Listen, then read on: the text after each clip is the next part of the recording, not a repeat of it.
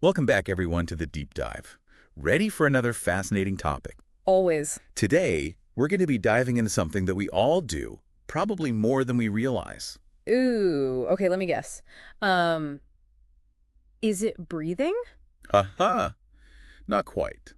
But you're definitely on the right track with something we do a lot without thinking about it. We're talking about complaining.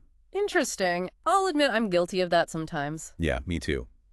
And the research we're going to be looking at suggests that complaining could actually be rewiring our brains and even affecting our health. Wow. That's a little unsettling. Yeah, it's definitely something to think about. But before we get into all of that, don't forget to like and subscribe so you don't miss any future deep dives. All right, let's jump right in. Okay, so complaining, where do we even start? Well, the first thing that really struck me is just how common complaining is. Yeah, I mean, we all complain sometimes. It's just part of being human, right? Right, but the research suggests it might be more common than we think. Mm. Studies show that the average person complains anywhere from 15 to 30 times a day. Whoa, 30 times. Really? Seems like a lot. I know, right? It's kind of mind-blowing. And if this is something that could be potentially harming us, that's pretty concerning. What are your initial thoughts on that? I mean, it definitely makes you wonder about the impact all that negativity might have. Exactly. So let's get into some of the research. One study from Stanford University suggests that spending more than 30 minutes complaining, or even listening to someone else complain for that long, can actually cause damage to our brains. Damage. Wow, how does that even happen? It all comes down to how our brains are wired. They're incredibly adaptable, constantly changing and rewiring themselves based on our experiences. So every time we have a thought, synapses in our brains fire and send signals to each other. Okay, I'm following. And the more we think a particular thought, the stronger those connections become. Neuroscientists often use the phrase synapses that fire together wire together to describe this. So the more we complain, the easier it becomes for our brains to go down that negative path. Exactly. It's like building a bridge between those thoughts. The more you use it, the stronger it gets. Hmm. So even if we're just venting or letting off steam, we could actually be strengthening those negative pathways. That's right. And here's where things get even more interesting. Because it turns out this negativity can be contagious. Contagious. What do you mean by that? Well, have you ever noticed how being around a grumpy person can kind of make you feel grumpy too? Oh, yeah, absolutely. It's like their bad mood rubs off on you. There's actually a scientific explanation for that, and it's called neuronal mirroring. Our brains are wired for empathy, so they naturally try to mirror the emotions of the people around us. When we see someone expressing anger or sadness, our brains try to experience those emotions too. So hanging around negative people could actually be rewiring our brains for negativity as well. That's what the research seems to suggest. It makes you think about the company we keep and how it might be affecting us more than we realize. Yeah, it's a good reminder to be mindful of who we spend our time with.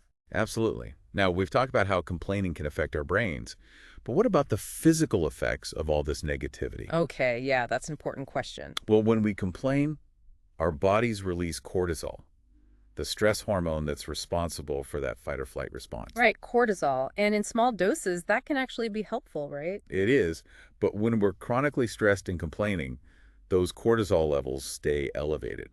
And we all know too much stress isn't good for us. Oh, definitely.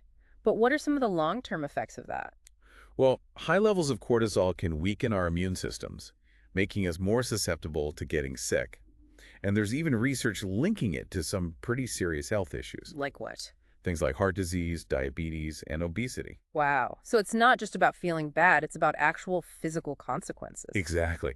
And there's actually a really interesting study from the Archives of General Psychiatry that found that people who are more optimistic tend to live longer than those who are more pessimistic. Really? That's fascinating. I guess it makes sense, though, when you think about the impact of all that stress. Right. So it seems like chronic complaining isn't just bad for our mental well-being, but also for our physical health Hmm. and potentially even our lifespan. So where do we go from here? I mean, we can't just stop having negative thoughts altogether, can we? Well, that's something we're going to explore in more detail in just a moment when we come back. Okay, so we've painted a pretty bleak picture so far. Complaining is super common. It can rewire our brains for negativity. It's bad for our health, and it might even shorten our lifespan. It sounds pretty dire when you put it like that, but don't worry, it's not all doom and gloom. Okay, good, Oh. because I was starting to get a little depressed there. So what can we do about it? Well, the good news is that it is possible to counteract those negative effects. It's not about never experiencing negative emotions because that's just not realistic. Right, we can't just shut off negative thoughts altogether. Exactly. But we can learn to manage those thoughts and prevent them from taking over. And one of the most powerful ways to do that is by cultivating gratitude. Gratitude. Oh. Okay, I've heard that before, but how does that actually help? Well, when we focus on the good things in our lives, even small things, it can shift our perspective and make us less likely to dwell on the negative. So instead of complaining about my commute, I should be grateful that I even have a car to drive. Exactly. And it's not just about changing our mindset, there's actually a physiological effect as well. Gratitude has been shown to reduce cortisol levels, which remember is that stress hormone we were talking about. Oh, right. So it's not just about feeling better, it's about actually lowering those stress levels. Exactly. And there's a growing body of research showing that a daily gratitude practice can have all sorts of benefits. Like what? It can improve your mood, boost energy levels, and even reduce anxiety. Wow. So even if we've developed this habit of complaining, we can actually rewire our brains toward positivity. Absolutely. It's like building a new bridge in your brain, one that leads to a more positive and resilient outlook. I like that analogy. It really highlights that we have the power to choose which path we want our brains to take. So we've talked a lot about how this affects us individually, but what about the impact complaining has on others? That's a great point. Remember we talked about neuronal mirroring and how negativity can be contagious? Yeah, like that grumpy person making everyone else grumpy. Right. Well, the good news is that positivity can be contagious too. Really? So if I choose to be more grateful and focus on the positive, that could actually inspire those around me to do the same. Exactly. It creates a ripple effect. And when we express gratitude, it can create a positive feedback loop, reinforcing those good feelings. Wow, that's pretty powerful. It makes you realize that our emotions and attitudes aren't just personal. They can really affect everyone around us. I couldn't agree more. Our emotions are incredibly powerful, and they have the potential to influence others in really profound ways. This brings up an interesting question. We've talked about how chronic complaining is bad, but what about those times when we genuinely need to express dissatisfaction? Like if there's a problem that needs to be addressed. That's a really important distinction. Sometimes voicing our concerns is necessary to create positive change. Okay, so how can we tell the difference between complaining that's unproductive and complaining that might actually lead to something good? Well, unproductive complaining tends to be repetitive. It focuses on the problem itself rather than solutions, and often involves blaming others. So it's just venting for the sake of venting, without any real intention of finding a resolution. Right. Whereas constructive complaining is about identifying a problem, proposing solutions, and taking action to create change. So instead of complaining about how slow the internet is, I should be suggesting ways to improve it or looking into a different provider. Exactly. It's about taking ownership of the situation and focusing on what can be done. That makes a lot of sense. It's not about suppressing our negative emotions altogether, but more about channeling them in a productive way. You got it. So it seems like there are different types of complaining. Yeah, researchers have identified a few different types. We've talked about chronic complaining. There's also venting, which is really about seeking validation for our negative emotions. Right. And then there's that constructive complaining that you were talking about, which is focused on problem solving and creating change. Exactly. And that's the type that can be beneficial. It's about being assertive, advocating for yourself and others, and working toward a solution. Okay, so if we're going to complain, we should make sure it's that constructive kind. Focus on solutions, be specific about the issue, and propose a plan of action. Anything else to keep in mind? Yeah, it's also important to be mindful of who we're complaining to. Ah, right. Because if we're constantly dumping our negativity on our friends and family, it can really strain those relationships. Exactly. And when it comes to venting, it might be more helpful to journal or talk to a therapist. That's a good point. It's all about being aware of how our complaining affects both ourselves and the people around us. Absolutely. And remember, complaining is a habit. And like any habit, it can be broken. That's encouraging. It takes conscious effort and practice, but we can train our brains to focus on the positive and express our dissatisfaction in healthier ways. So we really do have more control over our negativity than we might think. You absolutely do. It's all about making conscious choices. Well, this has been a really insightful conversation. I'm definitely starting to see complaining in a whole new light. It's definitely something we should all be more aware of. Absolutely.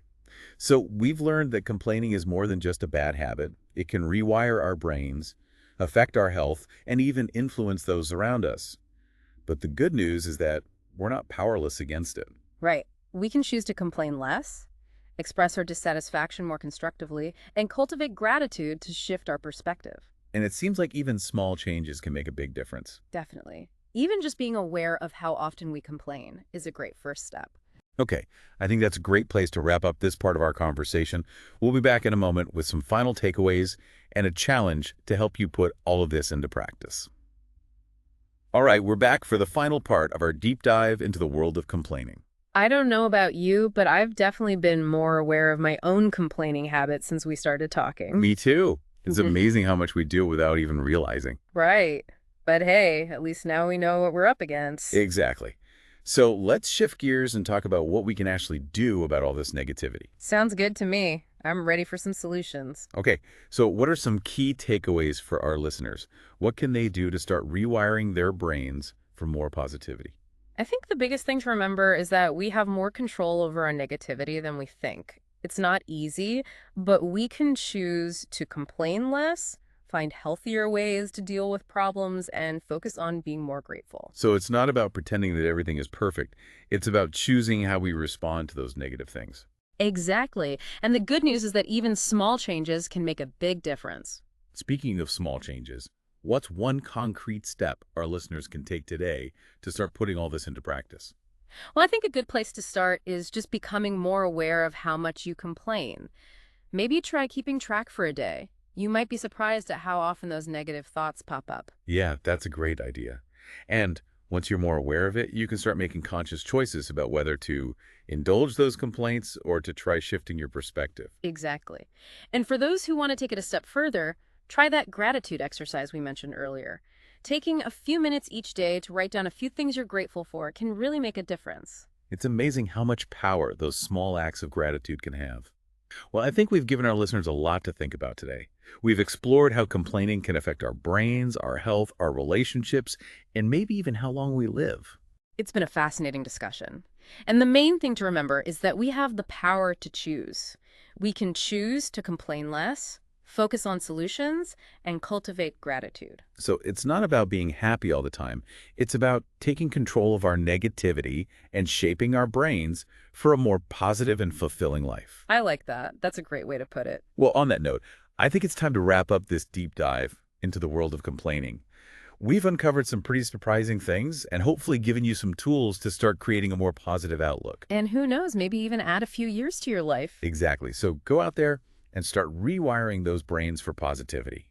And don't forget to like and subscribe to The Deep Dive for more explorations into the fascinating world around us.